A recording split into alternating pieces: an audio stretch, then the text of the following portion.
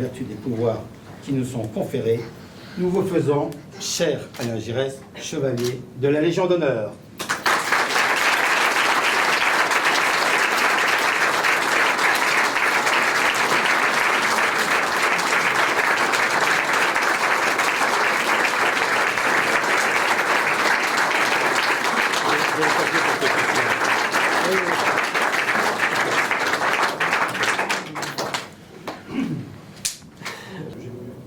Bon après-midi, merci à tous.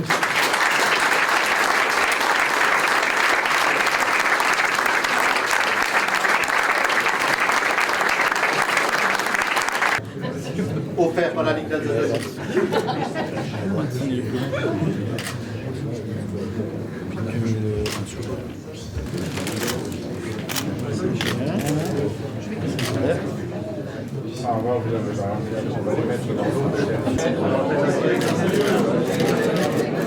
Merci Michel. Merci monsieur le délégué. C'est bon, c'est bon?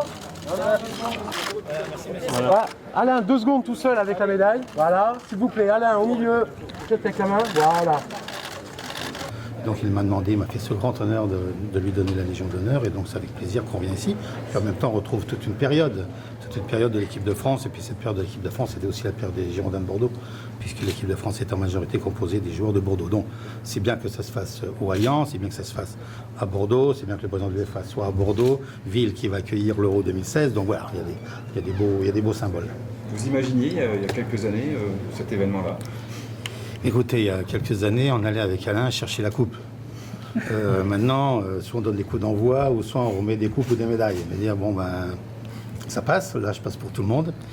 Mais bon, c'est bien, c'est une reconnaissance de l'État français, hein, c'est pas une reconnaissance de personne d'autre. Et c'est il y a 5 ans qu'il a eu ça. Alain, il est à la Légion d'honneur, comme pour l'équipe de France. Il a fait sa première sélection en 1974, puis il a été indiscutable en 80. Là, il a eu la Légion d'honneur en 2007 et il la reçoit en 2012. Donc voilà, il y a toujours des périodes comme ça de transition, Alain, où il réfléchit un peu. Qu'est-ce que vous pourriez nous dire sur vos relations quand vous étiez joueurs tous les deux? Si j'écoutais la presse de l'époque, on ne pouvait pas jouer ensemble parce que nous étions de numéro 10.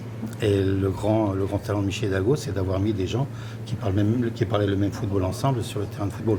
C'est pour ça qu'ensuite on a eu une formidable équipe qui était basée sur la technique, basée aussi sur l'intelligence du jeu. Et donc c'était des joueurs comme Gigi qui étaient très intelligents, qui pouvaient éventuellement compléter cette équipe nationale. Donc Michel Hidalgo a fait une équipe formidable, mais il a mis des gens qui au départ n'étaient pas destinés pour jouer ensemble parce qu'on était dans un monde stéréotypé où il fallait le numéro 6, le numéro 8, le numéro 10. Et Michel a inventé une nouvelle forme de jeu qu'on retrouve un peu maintenant, un peu de ce côté-là, du côté de l'Espagne. Gigi, c'est quelqu'un qui ne parle pas beaucoup, mais quand il parle, il dit les choses. Voilà. Et c'est quelqu'un de discret, de timide, de réservé, mais dans sa tête, il sait ce qu'il veut, il sait où il va, il sait comment il va.